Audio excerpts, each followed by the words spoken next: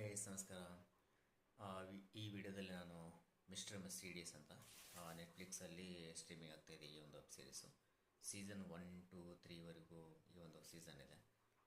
ನನಗೆ ಈ ಸೀಸನ್ ಬಗ್ಗೆ ಮಾತಾಡಬೇಕು ಅಂತಂದರೆ ಒಂದು ಪರ್ಟಿಕ್ಯುಲರ್ ಆಗಿ ಒಂದು ಪ್ರೈವೇಟು ಡಿಟೆಕ್ಟಿವ್ ಬಂದು 60 ಇಯರ್ಸ್ ಆಗಿರುತ್ತೆ, ರಿಟೈರ್ಮೆಂಟ್ ತೊಗೊಂಡಿರ್ತಾರೆ.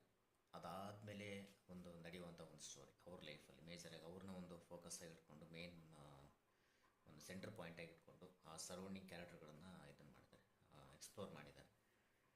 ಬಟ್ ನನಗೆ ತುಂಬ ಇಷ್ಟ ಆಗಿದ್ದೇನು ಅಂತಂದರೆ ಬಿಲ್ ಹಾಡ್ಸನ್ ಕ್ಯಾರೆಕ್ಟರ್, ಆ ಒಂದು ಪ್ರೈವೇಟ್ ಡಿಟೆಕ್ಟಿವ್ನ ಒಂದು ಲೈಫು ಆಫ್ಟರ್ ರಿಟೈರ್ಮೆಂಟ್ ಯಾವ ಥರ ಇರುತ್ತೆ ಅನ್ನೋದು ಚೆನ್ನಾಗಿ ತೋರಿಸಿದೆ. ಸೀಸನ್ 1ಅಲ್ಲಿ ಸೆಟಪ್ ಅಂತ ಕನ್ಸಿಡರ್ ಮಾಡ್ಬೋದು. ಅಲಾಂಗ್ ವಿತ್ ಸಪೋರ್ಟಿಂಗ್ ಕ್ಯಾರೆಕ್ಟರ್ಸ್ಗಳು ಬರ್ತವೆ ಆ ಒಂದು ಜರ್ನಿಯಲ್ಲಿ.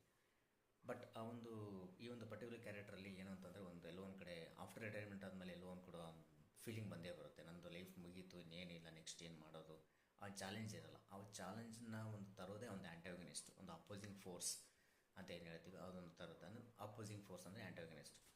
ಸೊ ಆ ಒಂದು being a private detective, homicide detective Bill Hodges ಲೈಫಲ್ಲಿ ಒಂದು ಕೇಸ್ ಬಂದಾಗ ಆ ಒಂದು ಆ್ಯಂಟಾಗನಿಸ್ಟ್ ಅವನಿಗೆ ಯಾವ ಥರ ಚಾಲೆಂಜಸ್ನ ತರ್ತಾನೆ, ಅದು ಅವನು ಯಾವ ಥರ ರಿಯಾಕ್ಟ್ ಮಾಡ್ತಾನೆ. ಈ ಒಂದು he is retired, he is having issues with his health, issues with his relationship, ಆ ಒಂದು ಹೆಲ್ತ್ ಆಗಿರ್ಬೋದು, ರಿಲೇಷನ್ಶಿಪ್ ಆಗಿರ್ಬೋದು, ಅವೆಲ್ಲದರ ನಡುವೆನೂ ಅವನಿಗೆ ಯಾವ ಥರ ಆ ಒಂದು ಚಾಲೆಂಜ್ನ ತೊಗೊಳ್ತಾನೆ, ಆ ಒಂದು ಕೇಸ್ನ ಹ್ಯಾಂಡಲ್ ಮಾಡ್ತಾನೆ, ಆ ಒಂದು ಪ್ರೊಟಾಗನಿಸ್ಟ್ನ ಹ್ಯಾಂಡಲ್ ಮಾಡ್ತಾನೆ. ಅದು ಈ ಒಂದು ವೆಬ್ ಸೀರೀಸಲ್ಲಿ one of the top highlight. ಅದು ನನಗೆ ತುಂಬ ಇಷ್ಟ ಆಗಿದೆ. ಅದು ಬಿಟ್ಟರೆ ಅಫ್ಕೋರ್ಸ್ ಇನ್ ಜನರಲ್ ಹೇಳಬೇಕು ಅಂತಂದರೆ ಒಂದು ಪ್ರೊಟಾಗನಿಸ್ಟ್ಗಿಂತನೂ ಮೇನ್ ಕ್ಯಾರೆಕ್ಟರ್ಗಿಂತನೂ ವೆಬ್ ಸೀರೀಸಲ್ಲಿ ಬಂದಾಗ ಪ್ರೊಟಾಗನಿಸ್ಟ್ ಅಂತ ಮ್ಯಾಟ್ರ್ ಆಗಲ್ಲ. It's all about story type ಮೇಲೆ ಹೋಗುತ್ತೆ, ಯಾವ ಥರ ಸ್ಟೋರಿ ಹೇಳ್ತಾ ಇದ್ದೀರಾ ಅದ್ರ ಮೇಲೆ ಹೋಗುತ್ತೆ, ಯಾವ ಕ್ಯಾರೆಕ್ಟರ್ ಮೇಲೆ ನೀವು ಫೋಕಸ್ ಮಾಡ್ತಾ ಇರೋದ್ರ ಮೇಲೆ ಹೋಗುತ್ತೆ. ಬಟ್ ಈ ಒಂದು ಮಿಸ್ಟರ್ ಮೆರ್ಸಿಡಿಸ್ ಅನ್ನೋ ಒಂದು ವೆಬ್ ಸೀರೀಸಲ್ಲಿ ನನ್ನ ಒಂದು ಒಪಿನಿಯನ್ನ ಪ್ರಕಾರ ಆ ಬಿಲ್ ಹಾಡ್ಸ್ ಅನ್ನೋ ಕ್ಯಾರೆಕ್ಟರ್ ಮೇಲೆ ತುಂಬ ಫೋಕಸ್ ಮಾಡಿದ್ದಾರೆ ಥ್ರೂಔಟ್ ಸೀಸನ್ 1, 2, 3. ಅದೇ ನಿಮಗೆ ಹೈಲೈಟ್ ಆಗುತ್ತೆ.